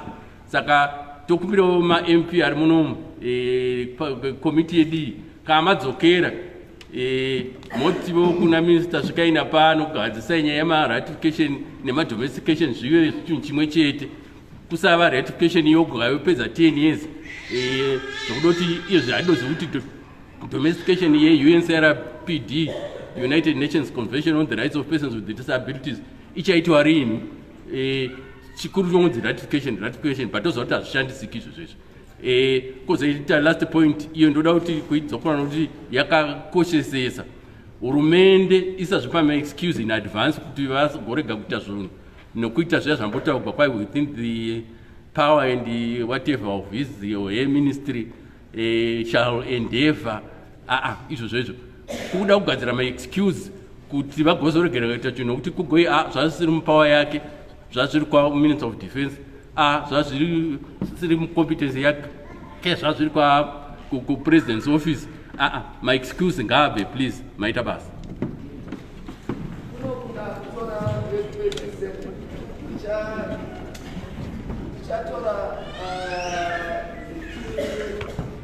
Nokuti maitambura achisanira saka these two youth varapa then totora vakomana vechivaritana pasina kutora then totora vabvirakara chitsva kana time yedikapeuta ndinodzoka nondoda kungomhanya kuti nditega zvino zvibatsira pafairi yokuporova mapoints kuti vamwe vagowana utano.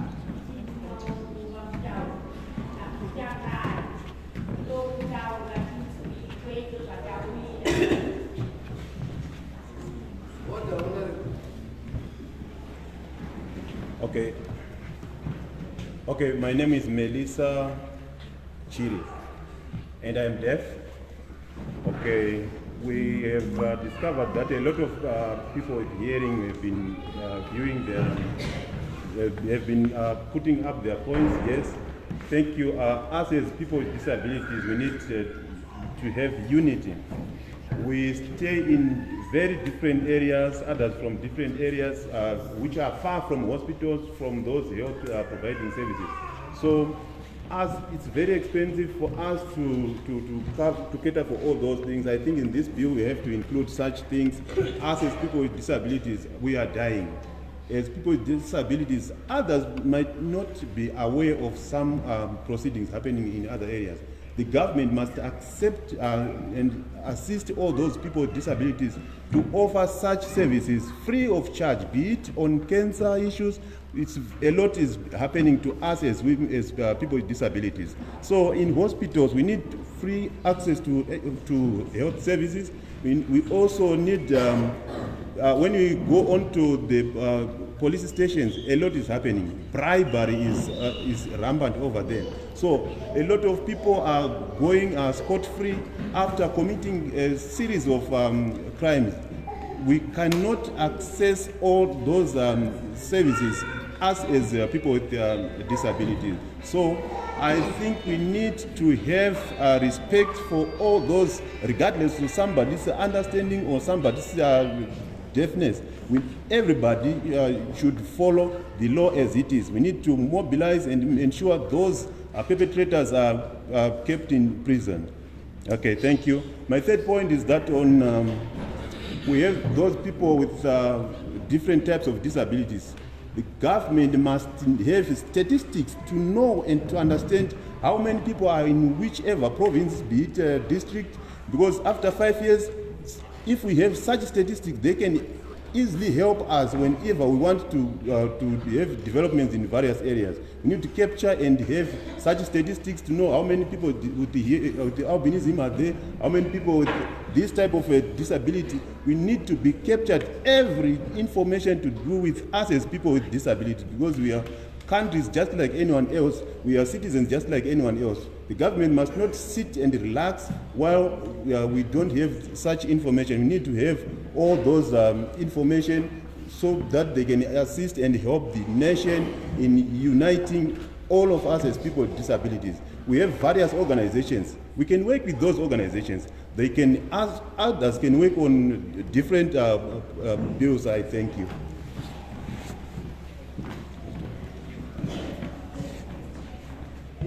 Okay.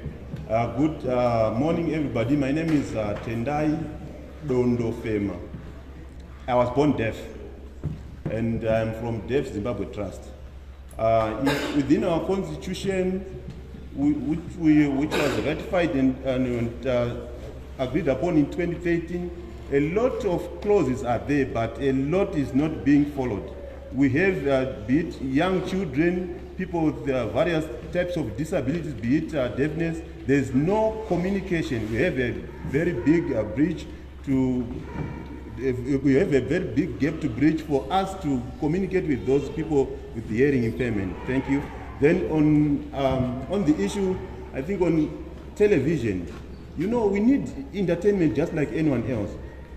To our surprise, we see a very small picture of a sign language interpreter on a screen. And then do you think we can be able to capture and see all that is happening? Okay, then the other issue is that of education. A lot of parents are leaving those children with disabilities without attending education. In deaf community, do you know any deaf people who went to education up until university level? We have a lot of challenges for us as deaf people. We are not even aware. We need to be assisted. A lot must be done by the government to support all those people, be it in rural areas or anywhere else. Zimbabwe is a country. It stretches to all those rural areas and everywhere else. We need sign language. Even if when somebody breaks a law, there is need for people to be punished. We need to be punctual and to have to follow our rights.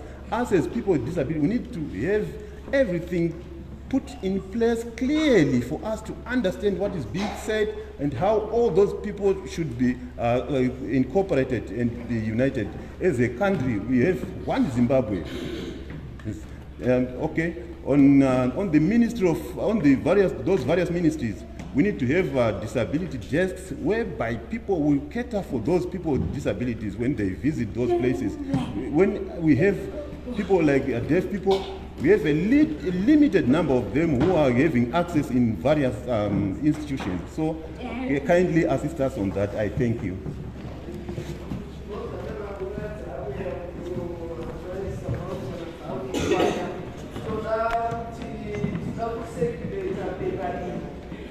Pepa iri email address.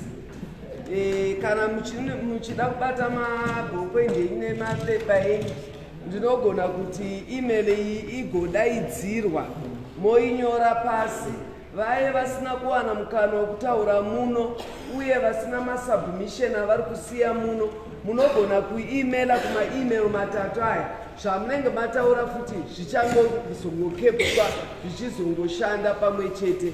Saka kana makabata mapepa enyu regerai nditi clark vedu vanonyatsogona kuverenga vatidaidzire maemail address aya taanyore pasi.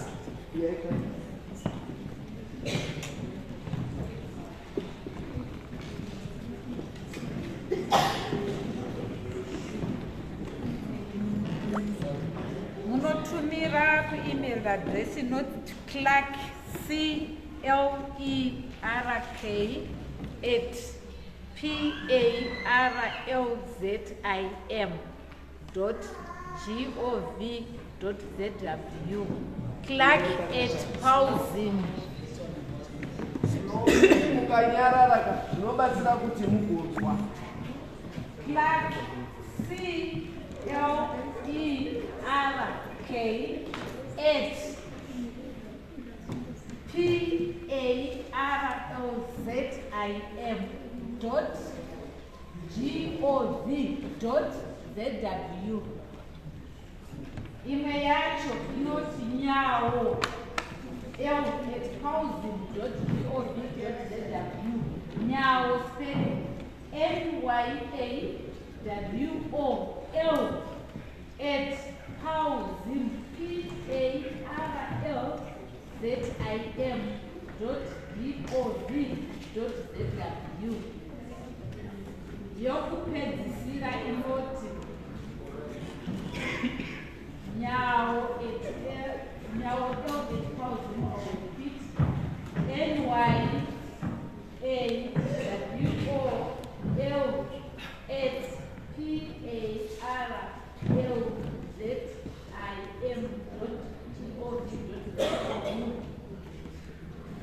imwe yacho inoti macheza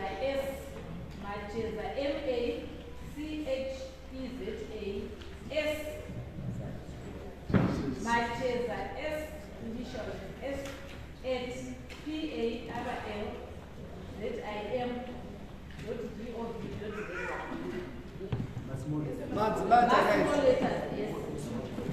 hanzi ese masmall letters tadzibata pamwe kana mukasabata unozobvunza umwe wako ari paruti kuti wanyatsonzwa iriwogadzirisa yezvinezvi nguva yedu yakunopera. Mukumbiro wangu kuti hangei chete papoint kuitira kuti pamaminitsi mashoma waitogona kuti vanhu vakati vanogona kutoisa mamwe mashoko anotibatsira. Thank you very much,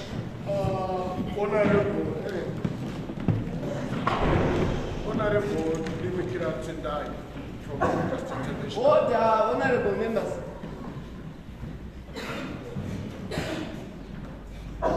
Right.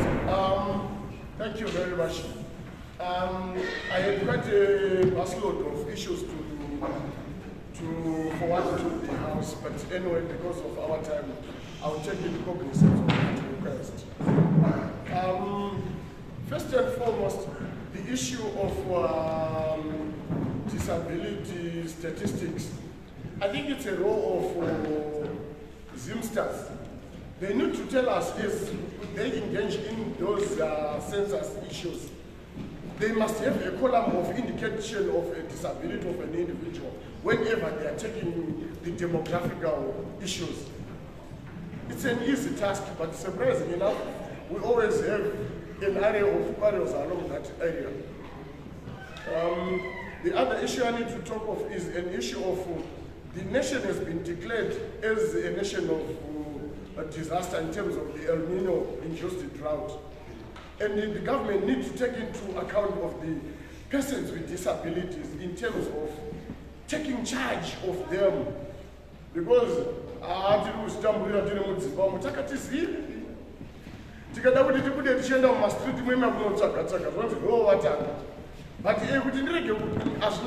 I don't even condone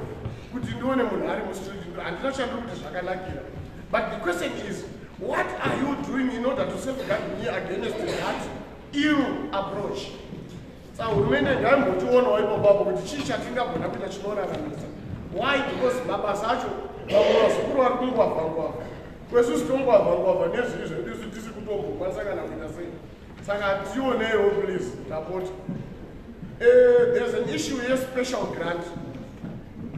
Inogona kukushena vanhu iyoyo in terms of the way they can live. Because basa racho harisi kubatika. Saka at least if we tikawana sustenance, it helps us to engage into economical emancipation. Maybe engaging in self-helping projects.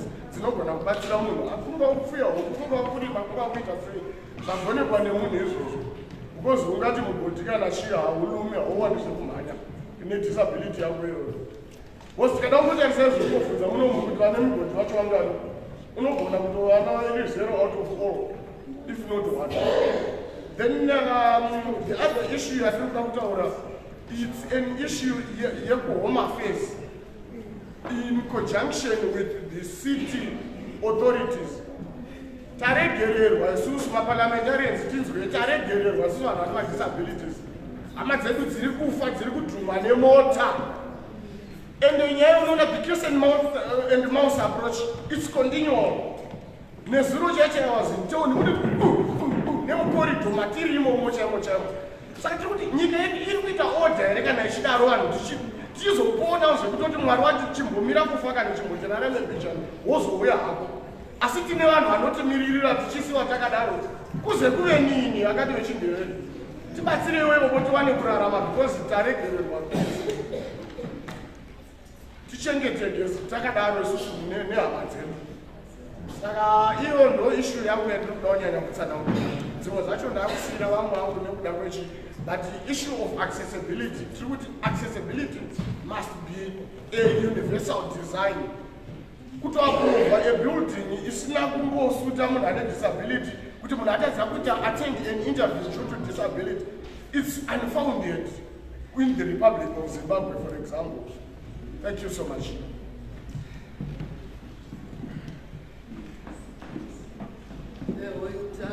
Ndinobva nangokuzivisa kuti nguva yedu yatokwana kare. Zvanda kutoita izvi kumashure ubva ndichatocheuki nokuti munoziva kuti tine rimwe bhiru zvakare rinokuya. Saka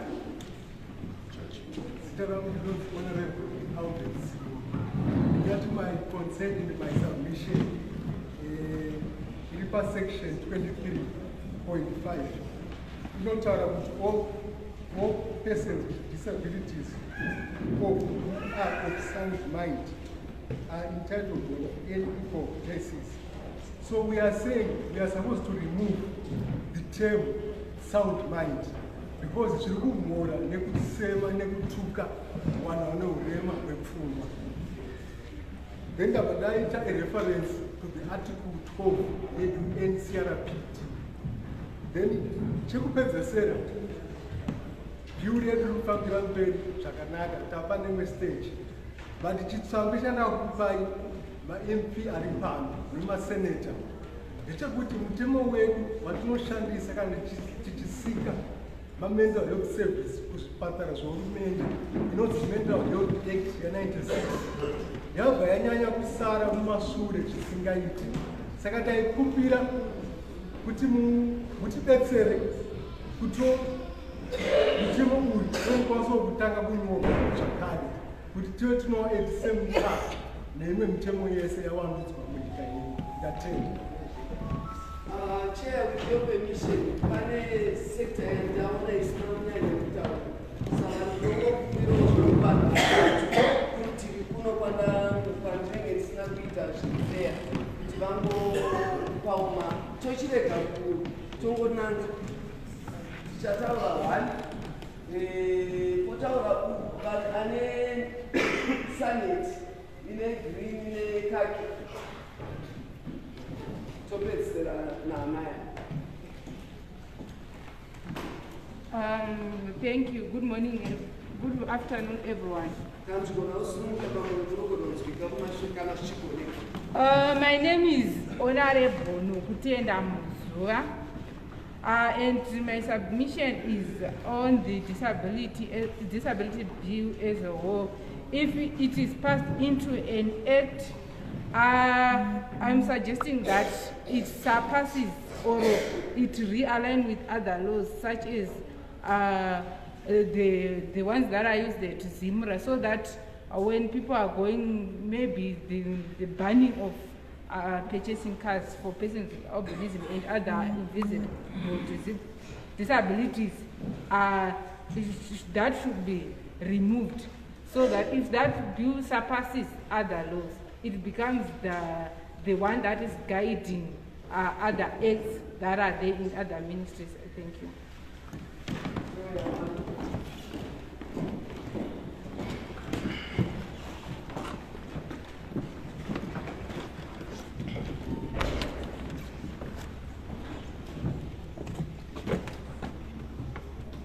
All right, my name is Honorable Chipunza EP. My name is Honorable Chipunza EP. We as persons with albinism, ita clear by definition, must state albinism as a disability, not as a condition. For education, to government, it is raw textbooks with large funds kunyanya kuvana vane albinism. Then ma braille materials, ngavanikwe muzvikoro zvese. Noti zvikoro zviri mutaundi chete, but ari kuchipinga uko, ari kuzaka uko, braille material ngainge iriko kuma-hospitals. Taikumbirawo again kuti ma-sunscreen lotion nema-hearing aid nema-clashes nema-wheelchairs ngazviwanikwe muhospital yese, be it hospital iri kubhinga, clinic iri kubhinga, not kuti mutaundi chete. Accommodation, taikumbirawo kuti government dai yaita inonzi accommodation for everyone with a disability, because tiri kusangana nema-challenges akawanda. Thank you.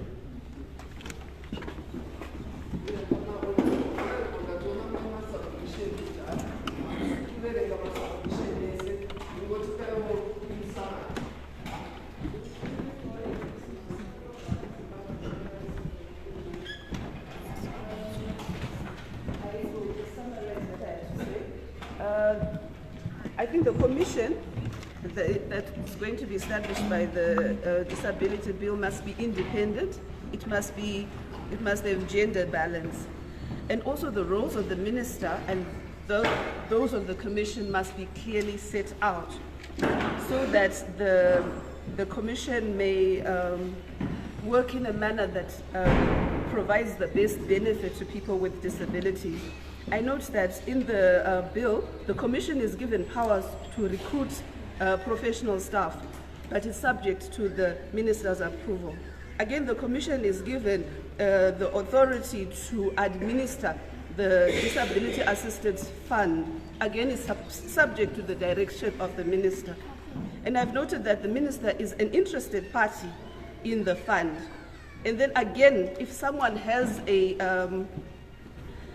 grievance with the way their issue was handled with respect to applying for the assistance fund, they appeal to the minister. So I feel that this will undermine the operations of the commission, and therefore it is my submission that the roles should be separated, and the appeal process should provide that instead of appealing to the minister, aggrieved persons should be allowed to appeal to the administrative court. So this is premised on the fact that previously there have been reports that funds set aside for underprivileged persons have been diverted because there isn't a clear governance structure that protects the well-being of underprivileged persons. And then again, I'll just reiterate the issue of access. The bill provides for reasonable access. I would submit that there should be full access to public transport, to information, to buildings. I should also reiterate the fact that it should be outlawed to construct buildings that are not accessible to people with disabilities. And then I want to emphasize again the issues of mental health challenges.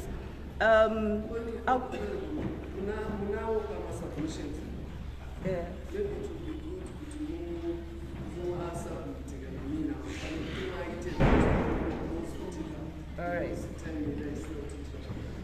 Okay, thank you. Thank you very much. One last.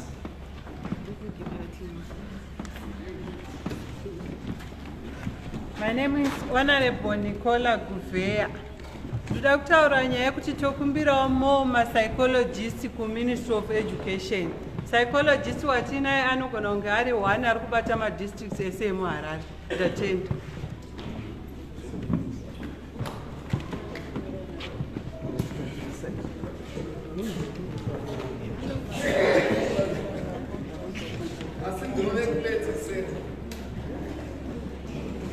naita inini ndoda kutaura nyaya ye-mental health, mishonga yevanhu vari kurwara nepfungwa haisi kupiwa pachena. Ukatarisa kuannex kuparire nyatwa unotopiwa prescription yekuti unotenga ugona kushaya mari yacho wopedzisira waamustreet wakubvisa hembe. Saka bill redu ngarive very explicit and express and write in bold kuti mishonga iyoyo ngaipiwe pachena ndokuti tive nevanhu vashoma vari kuwanikwa vachirwara vachinhongwa mumabhini vachidhumwa nemota vachifa nekuti vashaya mishonga yemental health. Handitya saka ndo chimwe chinhu chandokuda kutaura nezvacho ichocho. Then ndotarisa pamwe pacho pandoda kutaurisa ndepekuti tikuda 10% rebate patax pamunhu akaremara anoshanda ngazvive zvinojegeswa izvozvo izvo. A disability employee, a person with a disability who is employed anofanira kupiwa 10% tax rebate pagross annual earning yake semunhu akaremara nekuti agara disability agara inodhura saka anofanirwa kuwana mari yaatoshandawo iyoyo shoma iyoyo kuti inge ichimukwanira, right. Then chimwe chinhu chandaona chasara chisimo mubill medu ndechekuti who will police the police. Ndiri kuedza kuti hurumende ndoichaimplimenta mutemo uyu handiti ko ikatadza kuimplimenta mubill ngazvitaurwe kunzi tinofanira kuvamhangarira kuinternational court of law kuti vatyora kodzero dzedu kuno kuZimbabwe vanozojaira. Saka ngazvinyorwe mubill. I repeat, we must be allowed as persons with disabilities to report the government of Zimbabwe if it fails these obligations that we are giving them. Then another point is we don't want to be represented as persons with disabilities. We want to represent ourselves. By representing ourselves, it means even when you are going to be doing your compilation and drafting of this bill, using all this data that we have given you, we must have persons with disabilities just as observers, in case you don't understand some of the things that we will be trying to tell you. Because ane bhutsu inorwadza ndiye anoziva pari kurwadza pacho, right. Then indotarisa chimwe chinhu chandikuda kuti muzive ndechekuti handiti tati isusu reading the right to adequate standard of living clause 38, the government must provide a monthly disability grant as part of poverty reduction program due to the economic cost of disability, discrimination of persons with disabilities in the workplace and other factors. Persons with disabilities are among the poorest of the poor. The grant would go a long way to alleviate poverty, and this grant must be adjusted according to the poverty that I'm like. It must not just be $14 per month, then it takes 7 years, only $14 per month. It must be adjusted just the way you adjust the rate. That's what I'm saying. Then I'm also saying, as taikuti agobuya paemail address yatakupai nochinyakutira kuti pamwe zvimwe zvati munodimburwa imuda kunyatsoakupaira zvinhu zvenyu zvakanaka nyatsorozvipatsanurai madira muri kuda manhingi mapiwa nyamo etipausi macheza esetipausi zvese izvozvezvo monyora mounza paemail. Thank you very much. The other major complaining the venue in this venue in the future a person with a wheelchair, he or she needs an assistant. I am going to pay $1 for myself, I'm going to pay $1 for my wheelchair, I'm going to pay $1 for my assistant. Then I bought a bus from Heathcliff to town. Then I pay another $1 to Masocha and Second Road turn-off.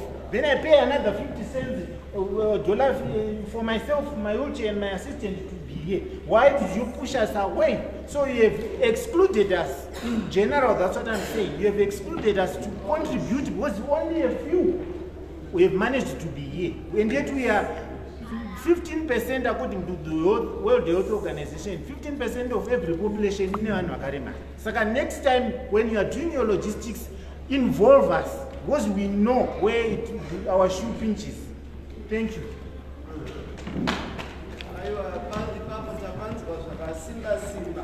Asi regai nditi nguva yedu yatikwanira ndinodaira vachatitenda vachataura zvose